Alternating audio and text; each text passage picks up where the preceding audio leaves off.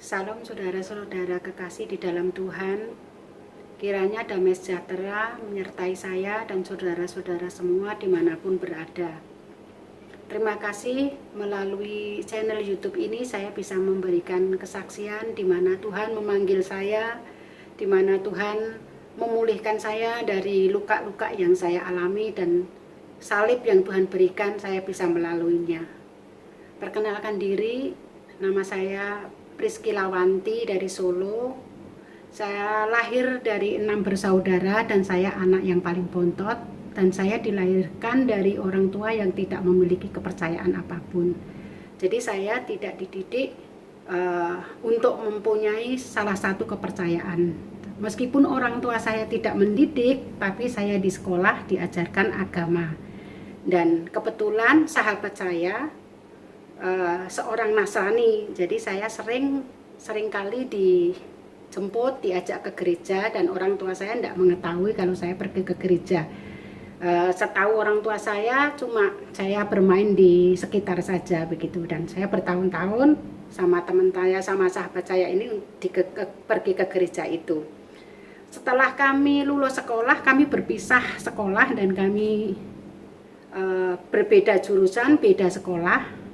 Dan saya sudah tidak lagi diajak ke gereja lagi, dan saya juga tidak pergi ke gereja lagi. Dan saya mempunyai sahabat yang baru di sekolah yang baru itu seorang muslim. Akhirnya saya juga ikut juga dengan sahabat saya yang muslim ini tadi gitu loh. Saya juga muslimnya juga seperti yang sahabat saya ini, juga ikut kudungan, juga ikut ngaji, tapi kalau sembahyang sih enggak gitu loh, cuma ikut-ikutan aja gitu loh. Singkat ceritanya, setelah saya dewasa, menginjak umur 20 tahun, saya bekerja dan saya mengenal seorang pemuda. Ya, pemuda itu baik menurut saya waktu itu. Akhirnya kami berteman beberapa bulan, dan sang pemuda ini sering main ke rumah saya gitu. Saya juga merasa cocok dengan pemuda ini. Saya juga merasa nyaman dengan pemuda ini yang sebelumnya saya belum pernah memiliki pacar gitu. Setelah itu, dari keputusan orang tua saya dan orang tua pemuda ini, kami dinikahkan. Meskipun baru kenal beberapa bulan gitu, orang tua saya yakin ini pemuda baik, saya juga cocok dengan pemuda ini, dan kami menikah di KUA. Setelah saya menikah beberapa bulan, saya baru masuk ke keluarga suami saya, dan saya tinggal dengan mertua saya. Di situ saya baru mengetahui kalau suami saya ini orang Kristiani, orang Kristen.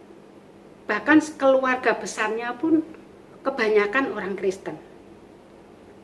Dan saya bingung gitu loh, mulai sedikit demi sedikit saya bingung gitu. Terus saya baru mengenali suami saya juga setelah saya menikah gitu. Dan saya herankan, suami saya menikah di KUA kok diem juga. Kalau saya kan memang tidak mengerti, karena saya memang tidak punya latar belakang yang spesial ke Kristen gitu. Terus akhirnya saya ada sedikit-sedikit itu kecewa, menyesal menikah gitu ya. Terus sakit hati setelah saya mengenal suami saya, dan suami saya ada masa lalu juga begitu. Saya susah sekali untuk menerima gitu. Tapi saya udah tidak lama setelah kami menikah, saya hamil gitu. Jadi saya tetap harus lanjut karena saya mengandung gitu. Tapi dalam rumah tangga saya ini enggak seperti yang di sinetron, enggak seperti orang-orang yang setelah menikah begini, enggak. Bagi saya tuh berat sekali saya masuk ke rumah tangga ini, karena saya sendiri juga mempunyai karakter yang saya anak paling kecil, dan karakter saya itu selalu apa yang menjadi kehendak saya selalu diturutin sama orang tua, sama saudara. Itu. Jadi saya begitu saya masuk menghadapi suami yang karakternya juga gini, saya juga begitu. Jadi saya mulai keputar-putar, pikiran saya keputar-putar gitu, menuntut, kayak saya gampang marah gitu. Terus akhirnya saya disuruh sama mertua saya untuk diajak ke gereja gitu. Akhirnya saya diajak ke gereja sama saudara ipar saya, dan saya juga aktif di gereja di situ, tapi saya belum mengambil keputusan untuk dibaptis karena saya masih dalam keadaan hamil begitu. Tapi pertengkaran itu selalu ada gitu, karena karakter suami saya juga seperti anak kecil dan saya sendiri juga keras gitu. Jadi setiap hari itu tidak nyaman lah begitu. Setelah anak saya lahir dan keadaan tidak semakin baik. Setelah anak saya lahir itu keadaan tidak semakin baik, tapi malah semakin berat untuk saya gitu loh. Saya harus ada anak, tapi kita masih tidak ada perubahan, baik saya maupun suami saya, kebiasaannya apa gitu, tidak ada perubahan sama sekali. Saking saya menahan beberapa bulan ini, dan kebetulan saya setelah melahirkan itu sebenarnya saya mengalami baby blues ya, tapi tidak ada yang mengerti gitu. Jadi saya sensitif sekali, gampang emosi apa. Bahkan saya sampai mau menghabisi saya punya nyawa sendiri bersama anak saya gitu. Sampai karena saya tidak tahan gitu loh. Karena saya tidak tahan, terus akhirnya anak saya umur beberapa bulan, saya mengambil keputusan untuk dibaptis. Dan saya mengambil keputusan untuk dibaptis itu bukan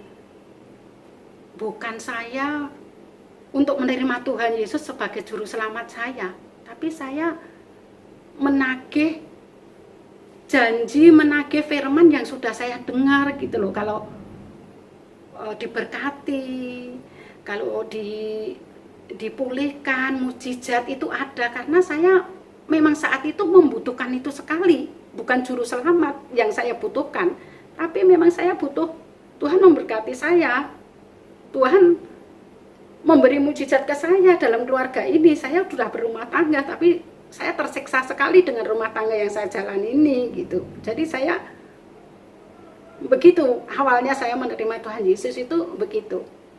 Akhirnya terus perkelahian selalu ada dan saya merasa capek, saya merasa lelah. Akhirnya tidak selang lama saya hamil anak yang kedua. Dengan hamil anak yang kedua ini saya mulai slow sedikit ya. Saya harus menerima kenyataan.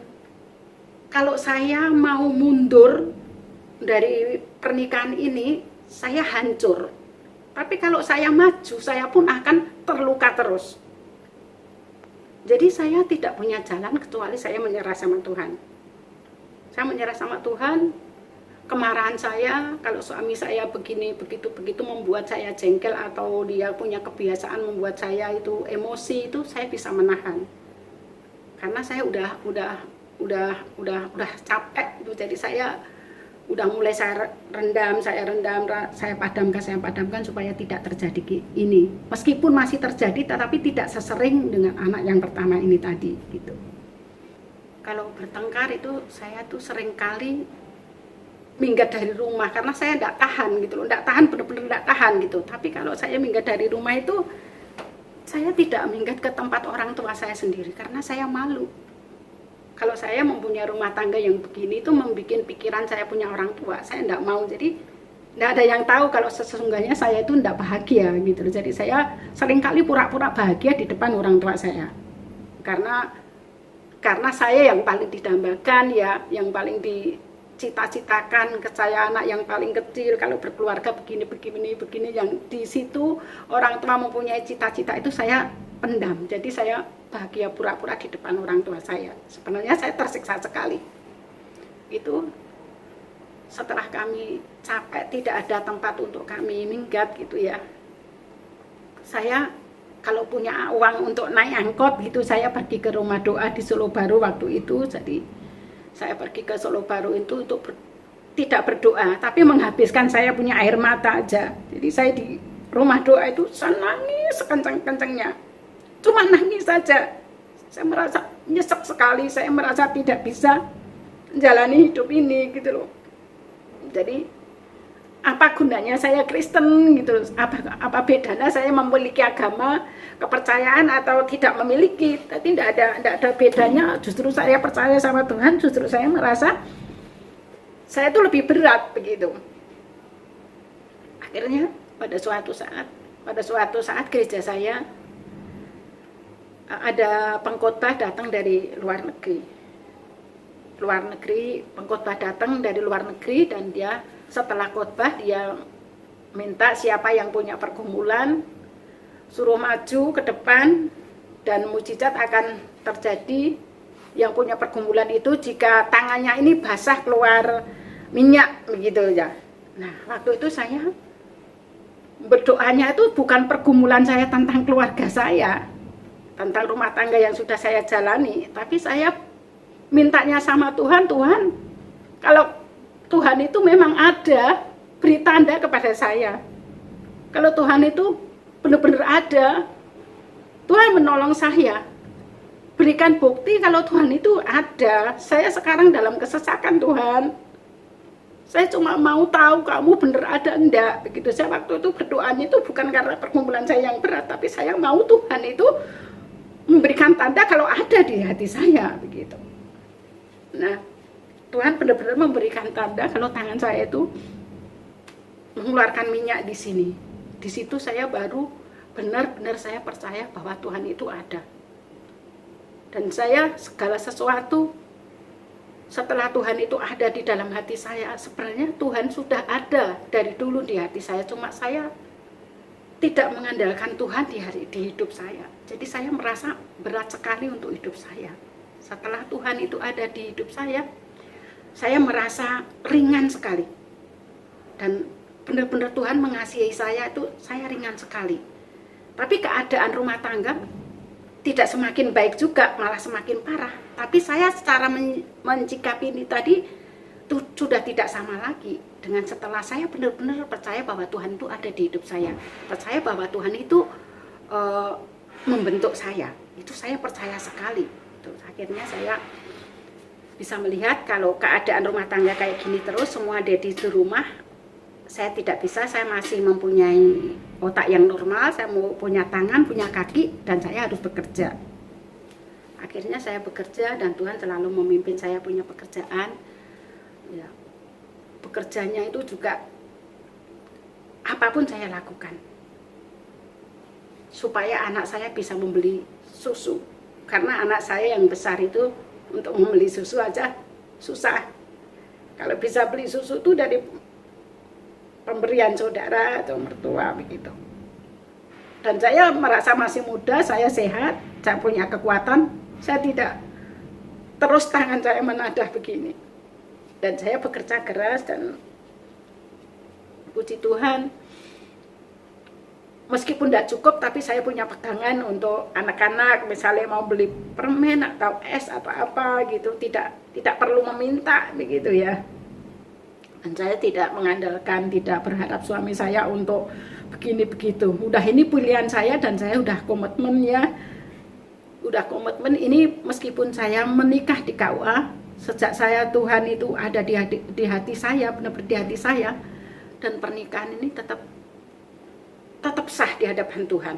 Dan saya punya kerinduan suatu saat, Tuhan, saya mau diberkati di gereja seperti orang-orang yang menikah di gereja. Itu kerinduan saya bertahun-tahun begitu.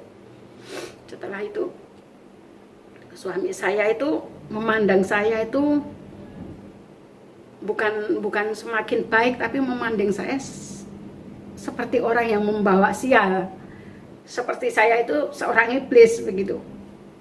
Jadi apapun yang saya lakukan, istilahnya nyawa pun saya berikan untuk keluarga, saya tidak perlu dihargai, tapi memang menyakitkan. Dia punya balasan itu, kata-kata dan sikap itu menyakitkan sekali. Dan saya berdoa sama Tuhan, saya tidak seperti yang suami saya pikirkan. Tuhan sudah mengubah saya, yang dulu saya dikasihi orang, yang selalu minta diperhatikan orang. Tapi kali ini Tuhan, Engkau sudah mengubah saya bisa mengasihi anak-anak saya.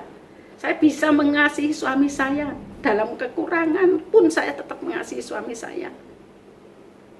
Saya berdoa sama Tuhan. Dan saya pun juga bisa mengasihi orang tua saya. Tapi kayaknya tuh mati. Tidak tersalurkan dengan kasih yang saya mau salurkan itu mati gitu. Akhirnya Tuhan memberi pekerjaan saya, itu semua jalan Tuhan. Memberi pekerjaan saya yang selalu berhubungan dengan anak dan orang tua, anak-anak dan orang tua. Dan setiap kali saya bekerja, saya mendapatkan rekod yang bagus, begitu.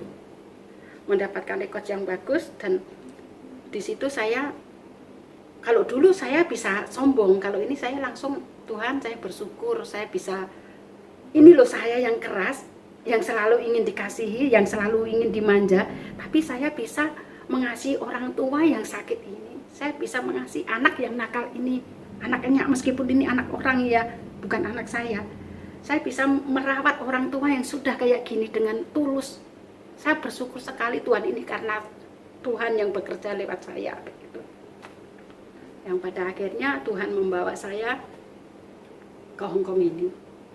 Membawa saya ke Hong Kong ini pada waktu itu pas tidak ada suster, jadi saya sendiri yang harus menjaga orang tua yang stroke itu ya. Nah, baru datang pagi, malam sorenya itu ada tamu dari Bali gitu ya.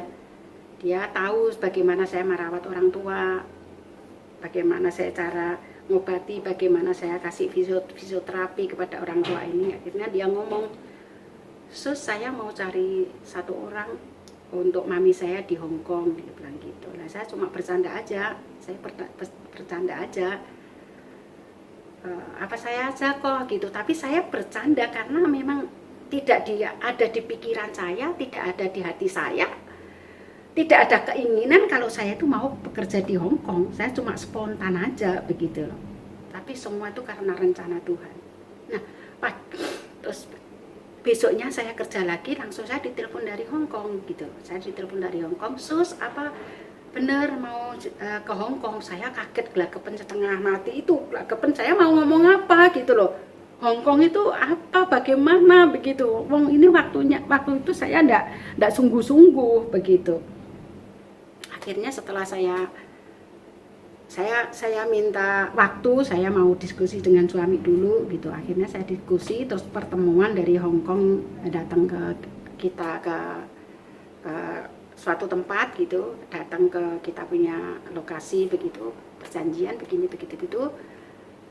Puji Tuhan semua lancar sampai saya di Hong Kong.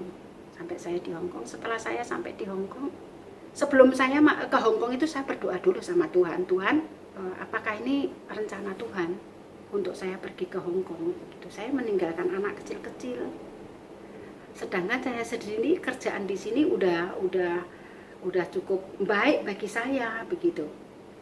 Kalau saya di Hong Kong bagaimana Tuhan begitu. Nah, waktu saya tidur itu terbangun dengan firman Tuhan. Saya seperti ketepuk begitu. Yosua 1 bilang gitu. Saya enggak ngeh itu ngapa gitu loh. Saya kira ada apa, udah ada orang kok tangan saya kayak seperti kesanggol orang begitu.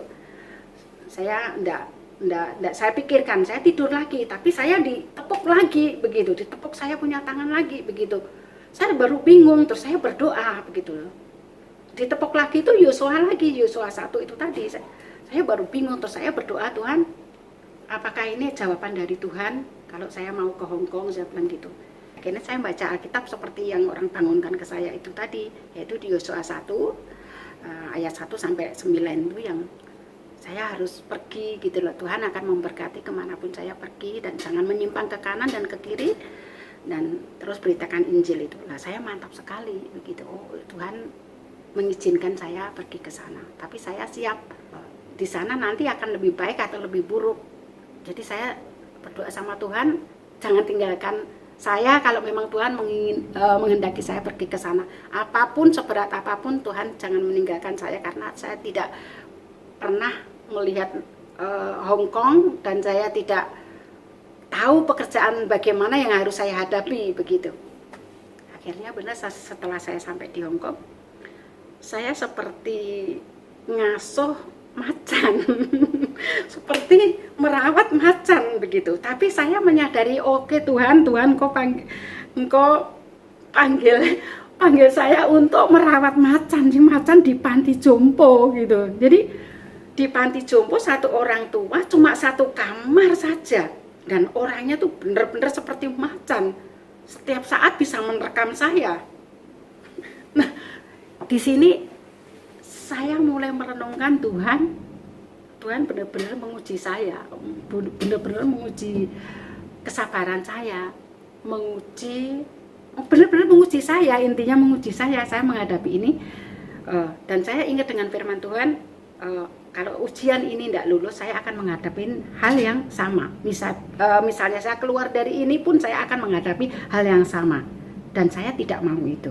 Saya tidak lulus, saya tidak mau. Jadi saya harus bertahan dengan ini. Dan akhirnya orang tua ini juga bisa takluk dengan saya, puji Tuhan. Saya bisa ngalah hampir 2 tahun itu saya.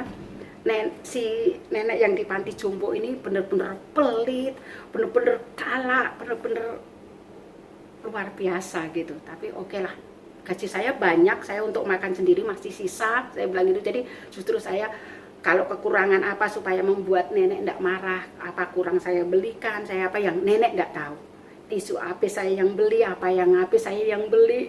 Jadi saya ngerawat orang tua ini gitu loh, hampir separuh lebih saya untuk orang tua ini. Saya anggap ini orang tua saya sendiri, dan saya ingat percakapan saya dengan Tuhan, saya bisa mengasihi orang Tuhan, saya bisa mengasihi orang tua saya, bisa mengasihi suami saya, bisa mengasihi adik saya gitu. Jadi saya ingat dengan percakapan saya dengan Tuhan itu tadi, jadi saya pegang itu, saya benar-benar bisa mengasihi, dan saya ikhlas, saya anggap ini orang tua saya, dan dia di sini tidak ada siapa-siapa, hanya ada cucu saja satu gitu. Dan pada akhirnya saya sampai bertahan bisa bertahan 2 tahun, dan waktu 2 tahun itu saya bisa lanjut atau tidak itu saya masih terpikirkan. Yang jelas saya Tuhan selama 2 tahun ini saya benar-benar seperti di dalam kerangkeng gitu loh. Saya tidak bisa keluar, saya tidak bisa ibadah, saya tidak bisa ke gereja. Akhirnya sebelum saya perpanjangan kontrak, saya berdoa sama Tuhan, saya siap keluar. Saya siap melayani Tuhan, apa yang ada pada diri saya, tapi Tuhan buka jalan supaya saya bisa melayani Tuhan. Saya menyerahkan hati saya, menyerahkan diri saya, menyerahkan tubuh saya untuk melayani Tuhan. Saya siap. Dan puji Tuhan, yang kontrak kedua saya udah dikasih libur. Saya bisa pergi ke gereja. Itu saya juga meskipun jadi jemaat biasa, tapi saya setia juga ke gereja.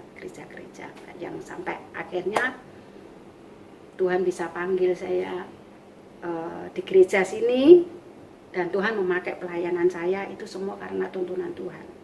Bukan karena kekuatan saya dan bukan kemauan saya. Sebenarnya kalau Tuhan yang menangkap, tidak bisa kita akan lari kemanapun. Jadi Tuhan yang memilih saya. Saya berhubungan saya tetap komunikasi dengan Indonesia, tetap baik-baik meskipun saya dengar berita-berita yang tidak baik gitu, tapi saya tetap percaya dengan suami saya, tidak macam-macam, tidak apa-apa gitu. Saya tetap percaya, dan anak-anak saya juga terima kasih sekali sama suami saya. Kalau tidak ada suami saya juga saya tidak bisa tenang kerja di Hong Kong ya.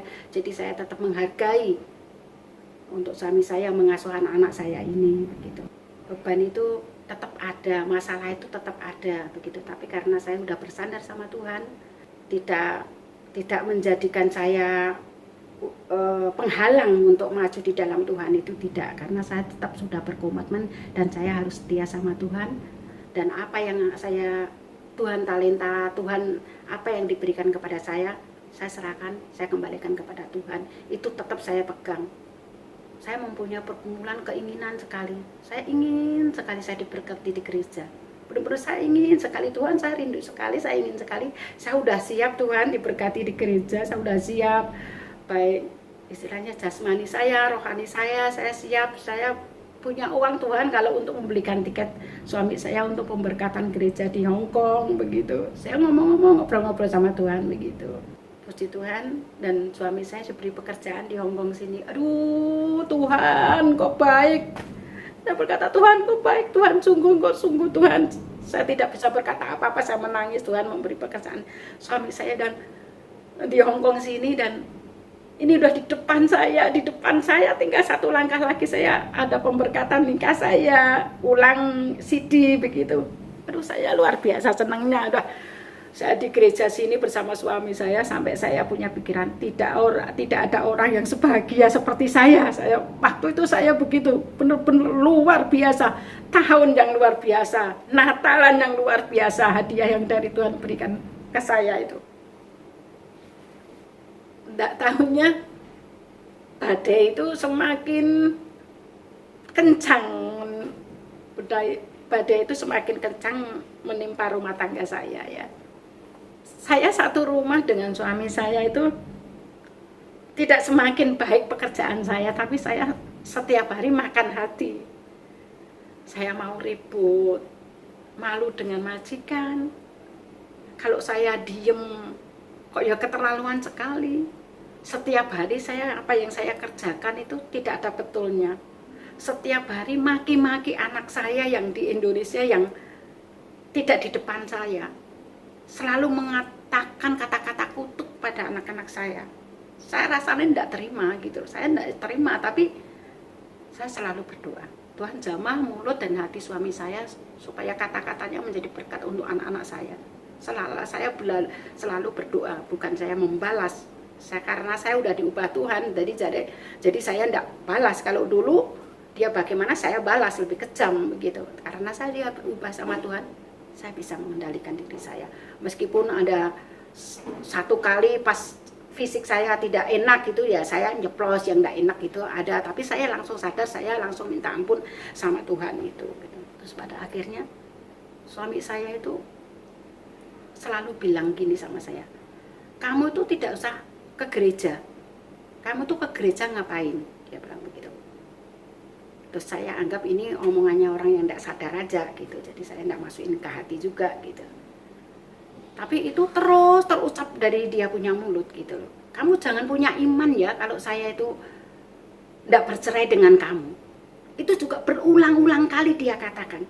Saya selalu menganggap ini omongannya orang yang tidak sadar. Nah, sampai terakhir kali suami saya itu mau meninggalkan saya, dia tetap berkata, kamu kembali ya ke Islam. Dia ngomong saya begitu. Waktu itu saya balas omongan apa gitu, saya lupa. Setelah itu saya ngomong, saya percaya Tuhan Yesus bukan karena suami saya. Saya percaya Tuhan Yesus bukan karena kamu seorang Kristiani membawa saya percaya kepada Tuhan Yesus. Tapi Tuhan sendiri yang memanggil saya. Dan iman saya untuk tidak bercerai atau langsung iman saya itu tidak tergantung dengan kamu suami saya. Iman saya itu tergantung sama Tuhan. Jadi tidak ngaruh. Saya tetap memilih setia sama Tuhan. Saya begitu. Ternyata suami saya punya perselingkuhan. Jadi setelah suami saya itu pulang ke Indonesia dan punya bayi, baru saya mengerti kata-kata yang dia lontarkan ke saya itu. Nah, anaknya umur beberapa bulan itu baru saya mengetahui kalau suami saya punya selingkuhan dan punya anak. Sebelumnya itu masih hubungan baik. Padahal udah ada wanita lain di situ. Tapi saya tidak mengerti. Di situ setelah saya mengetahui suami saya selingkuh dan punya anak, ini titik terendah saya. Titik terendah saya dan saya mulai marah sama Tuhan. Yang kemarin-kemarin Tuhan tidak saya hitung. Saya nurut sama Engkau Tuhan. Saya nurut sama Engkau, tapi kenapa yang ini harus terjadi pada saya? Selama bertahun-tahun ini saya nurut dengan firman, jangan menyimpang ke kanan dan ke kiri. Ini saya pegang sekali. Ini firman ini menguatkan sekali, tapi Tuhan sampai kayak gini Engkau berikan pada saya harus kehilangan suami saya. Ini benar-benar saya titik terendah saya marah sama Tuhan. Setiap malam Kalau saya masuk kamar itu seperti saya masuk dalam kuburan. Jadi masuk kamar itu seperti saya orang yang dikubur hidup-hidup. Saya orang hidup tapi dimasukin ke lubang tanah yang harus ditutupi tanah. Kesesakan saya di situ. Saya rasanya hancur sekali dan saya marah sekali sama Tuhan. Setelah ini menyiksa sekali berbulan-bulan, selama 3 bulan 4 bulan menyiksa sekali. Rasio saya sudah tidak pakai pikiran saya dan saya kembali berpikir dengan firman Tuhan itu tadi. Saya kembalikan kepada Tuhan. Dan saya minta ampun sama Tuhan. Dan saya menyadari kalau Tuhan, dan saya kembali sadar kalau Tuhan benar-benar memakai saya. Tuhan benar-benar mengasihi saya sampai saya titik terendah ini. Saya tetap setia, saya tetap mengandalkan Tuhan, saya tetap manggil nama Tuhan, saya minta ampun sama Tuhan. Tuhan, saya tetap memilih setia kepadamu. Saya bisa melalui ini bertahun-tahun. Pasti Tuhan tahu apa yang terbaik bagi saya.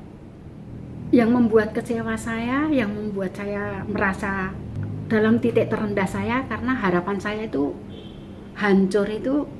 Saya punya keinginan sekali, saya mempunyai kerinduan sekali di usia pernikahan kami yang ke-25 itu. Saya ingin sekali ada pemberkatan nikah di gereja, karena saya sudah bersama-sama di Hong Kong dan saya tinggal mendatangkan anak-anak saya dan saya sudah siap sekali itu.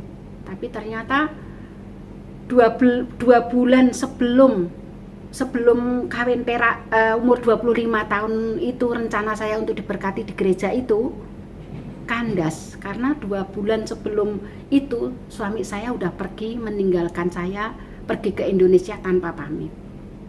Itu yang membuat saya kecewa sama Tuhan. Itu yang membuat saya merasa benar-benar dalam titik terendah, dan saya marah sama Tuhan itu tadi gitu.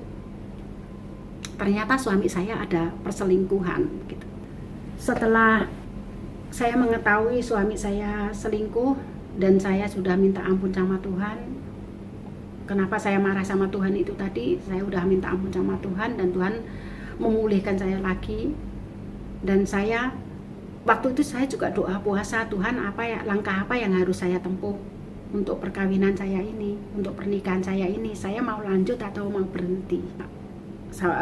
Berdoa sama Tuhan, minta tanda, dan tanda itu enggak dikasih lagi seperti saya waktu saya berdoa minta tanda, Tuhan bahwa Engkau ada itu tadi, enggak, Tuhan. Sampai saat ini pun Dia tidak memberi saya tanda saya untuk lanjut dalam pernikahan saya atau berhenti dalam pernikahan saya. Dan tapi hati kecil saya, dan saya yakin bahwa ini adalah Tuhan yang berbicara. Dan itu saya tetap diam dan saya tetap memaafkan suami saya. Saya mengampuni suami saya. Saya tetap mengasihi suami saya. Saya tidak berhenti mengasihi suami saya. Dan saya tetap berharap suami saya kembali kepada saya, apapun keadaannya. Dan saya minta tuntunan Tuhan. Kalau Tuhan kalau boleh, saya meminta kepadamu, kembalikan suami saya.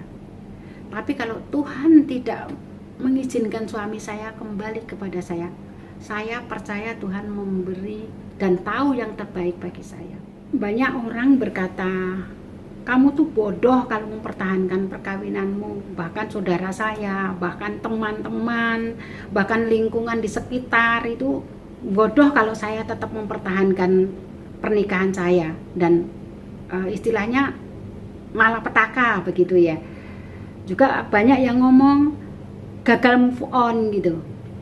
Secara logika memang mereka tuh benar. Tapi kalau menurut firman itu memang unik, tapi saya memilih yang firman katakan, yang Tuhan katakan. Saya lebih percaya dengan Tuhan karena Tuhan pasti punya rencana yang baik bagi saya gitu.